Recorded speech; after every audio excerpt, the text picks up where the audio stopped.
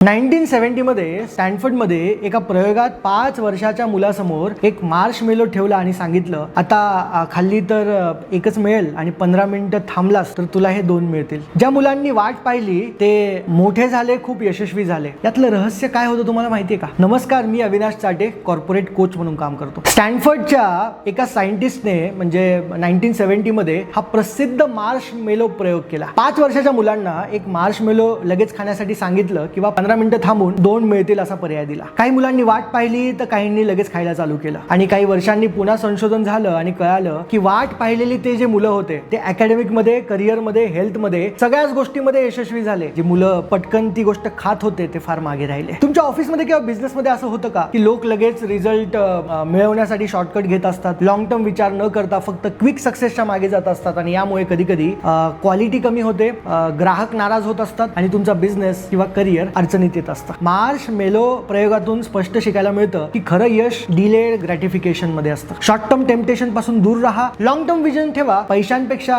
Quality, trust, learning मध्ये invest करा. हाच एक सायंटिफिक आणि प्रॅक्टिकल मंत्र तुमच्या टीमला कायम यशस्वी करेल. Email me and I will see you in the training session.